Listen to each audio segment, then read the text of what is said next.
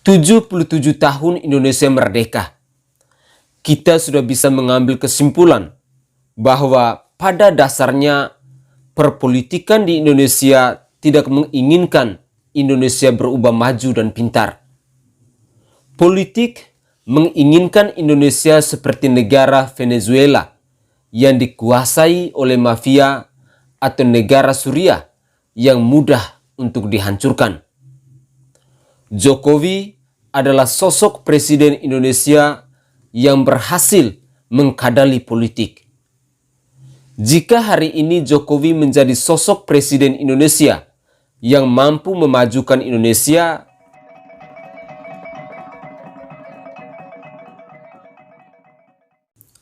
jabatan presiden sebuah negara adalah sebuah jabatan politis yang murni. Karena jabatan yang politis ini, seorang yang berniat menjadi presiden, dia tak bisa menjalankan tugas dan fungsinya seperti seorang direktur perusahaan swasta yang juga berkewajiban memajukan perusahaannya. Ada kata politis yang menggelayut di jabatan presiden, sebuah kata yang mengharuskan seorang presiden fleksibel terhadap kata tersebut. Jika kita mempresentasikan pekerjaan seorang presiden antara bekerja secara profesional untuk memajukan negara dan bekerja berdasarkan keputusan politik untuk menjaga keseimbangan situasi dalam dan luar negeri sambil memajukan negara, tentu sangat sulit untuk dilakukan. Pasalnya, setiap keputusan atas kebijakan yang dibuat oleh seorang presiden tak lepas dari unsur politiknya. Rongrongan politik dalam negeri terlihat jelas pada kejadian penunjukan dan pengangkatan pejabat, baik pejabat menteri ataupun pejabat publik yang sedianya harus ditunjuk oleh presiden.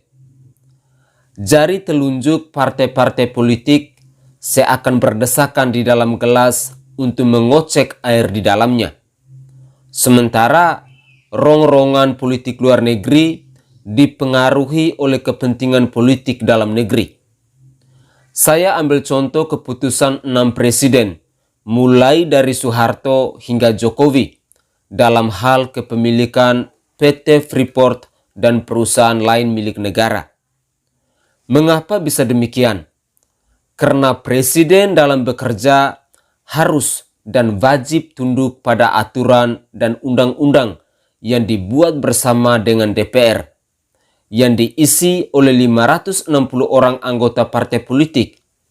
Disinilah politik hadir dalam pembangunan negeri. Padahal sedianya seluruh aturan dan undang-undang yang dibuat dan disahkan dan seluruh perusahaan milik negara yang mengolah kekayaan alam negara dan SDM-nya sedianya adalah untuk pembangunan negara dan bangsa Indonesia. Partai politik mungkin terlihat jelas, baik namanya, wajahnya, bentuknya, visi misinya. Tapi politik tanpa kata partai adalah kekuatan politik hanya bisa dikira-kira, tapi tak pernah ada yang pasti, tak berwajah, tak bernama, tak berbentuk, dan tak ketahuan berapa banyak orang di dalamnya, tak beralamat, tak bisa dikejar, tak bisa ditangkap, tak terlihat, bisa membawa kebaikan, bisa membawa kemudaratan. Politik bisa terlihat seperti malaikat, tapi bisa menjelma menjadi setan. Politik inilah yang tak mengizinkan presiden bekerja secara profesional murni. Politik tak mengizinkan presiden bekerja sepenuhnya untuk kepentingan rakyat. Jika presiden manut dan nurut pada politik, maka dia akan selamat, bahkan diizinkan untuk dipilih kembali di periode berikutnya. Jika politik memandang presiden mengusik kenyamanan dirinya, dia bisa menggunakan alat-alatnya untuk menertibkan presiden. Karenanya, sampai hari ini tidak ada presiden Indonesia yang bisa pas dengan keinginan seluruh rakyat Indonesia. Bukan karena tidak ada sosok yang pas, tetapi karena rakyat Indonesia yang belum dewasa. Sekarang menghadapi Pilpres 2024, saya melihat ada kelucuan ketika ada yang menggadang-gadang sosok yang akan dimajukan sebagai calon presiden Indonesia adalah sosok yang kalau di Google dengan kata kunci gubernur terbodoh sedunia, nama itu pun muncul. Tidakkah rakyat Indonesia memiliki akal dan pikiran?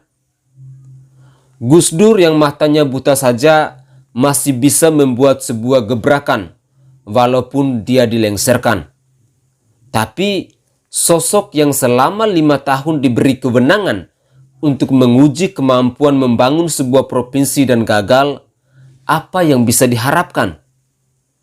Tapi itulah politik.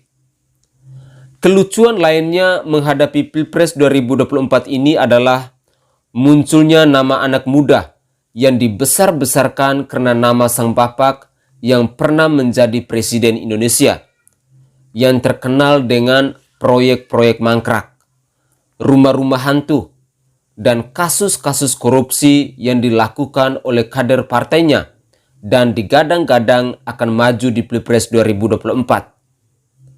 Apa yang bisa rakyat Indonesia harapkan? Tapi itulah politik.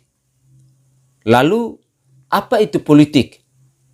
Apakah politik sudah sama seperti Tuhan yang tidak terlihat tetapi ada dan kekuatannya terasa? Atau dalang yang bisa mengatur sederetan wayang? No, politik bukan keduanya. Politik secara definisi adalah cara mencapai tujuan. Satu kalimat dengan 3 kata. Yang ketiga katanya berdiri sendiri-sendiri. Kata pertama adalah cara. Apakah dibicarakan cara itu harus benar? Jawabannya tidak. Kata kedua adalah mencapai. Apakah dibicarakan bagaimana untuk melakukan pencapaiannya? Sama juga, jawabannya tidak. Apalagi kata ketiga, tujuan. Apakah diketahui apa tujuan sebenarnya? Lagi-lagi jawabannya juga sama, yaitu tidak. 77 tahun Indonesia merdeka. Kita sudah bisa mengambil kesimpulan bahwa pada dasarnya perpolitikan di Indonesia tidak menginginkan Indonesia berubah maju dan pintar.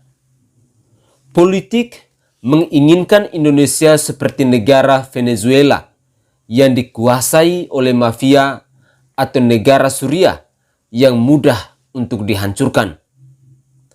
Jokowi adalah sosok presiden Indonesia yang berhasil mengkadali politik. Jika hari ini Jokowi menjadi sosok presiden Indonesia yang mampu memajukan Indonesia bila dibandingkan dengan prestasi presiden Indonesia sebelumnya, itu karena dia mampu mengendalikan politik dengan baik. Padahal keberpihakannya pada rakyat begitu keras didiskreditkan oleh politik itu sendiri. Karenanya, selama 8 tahun Jokowi menjadi presiden, jabatannya sebagai presiden Indonesia terus digoncang dengan berbagai macam unjuk rasa yang tak jelas tujuannya. Gagal menggoncang jabatannya, sosok pribadi Jokowi sendiri digoncang oleh fitnahan, hujatan, pendiskreditan, dan tetap gagal juga. Politik gagal menghentikan Jokowi untuk membangun di bagian timur Indonesia. Rakyat Indonesia bagian timur itu secara serentak menjadi saksi atas kemurnian niat Joko Widodo untuk memajukan bangsa dan negara Indonesia. Kalau rakyat Sumatera dan Jawa masih bersikap rakyat yang kufur nikmat. Namun, terlepas dari sebesar apapun kekuatan politik yang menguasai Indonesia, Jika rakyat Indonesia secara kolektif memiliki pemikiran, cita-cita, dan harapan yang sama atas kemajuan negara ini untuk anak cucu kita di masa yang akan datang, sedianya pilihan presiden dijatuhkan pada sosok calon presiden yang bisa diperkirakan akan mampu membangun Indonesia secara fisik yang terwujud nyata. Percaya atau tidak, ketika pembangunan fisik itu terwujud, pembangunan mental akan menyusul kemudian. Pembangunan mental tak bisa didirikan. Merevolusi mental harus dicetuskan, tapi tidak bisa dipaksakan.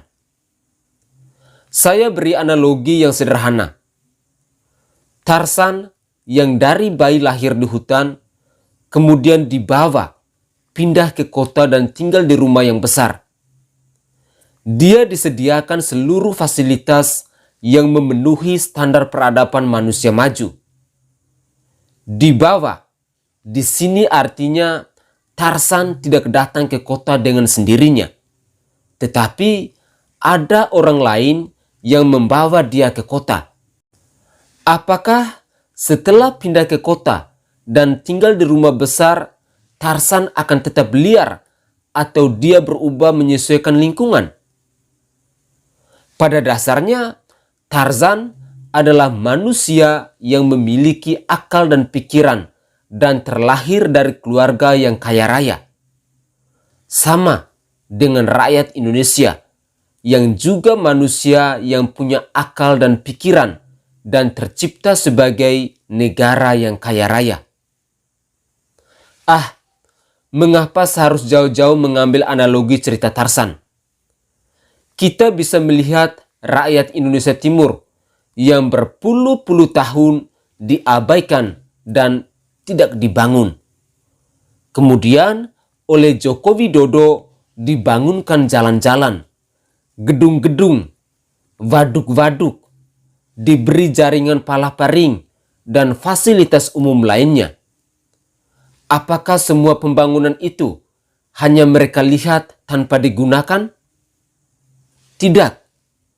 Dan perlahan kehidupan yang katanya primitif pun berangsur perlahan bergeser ke peradaban yang lebih baik.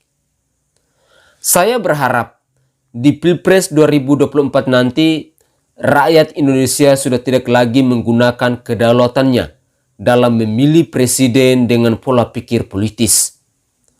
Rakyat Indonesia tak boleh gagal mewujudkan prediksi menjadi negara dengan ekonomi 5 besar dunia di 100 tahun Indonesia merdeka. Lalu, saya sendiri akan memilih siapa calon presiden untuk Pilpres 2024? Jawabannya hanya ada dalam hati nurani saya yang tahu. Demikianlah video singkat saya pada kesempatan ini. Salam hormat, salam NKRI dan salam Nusantara untuk kita semua. Tetaplah menjadi pribadi yang kritis dalam menjaga keutuhan bangsa dan negara ini.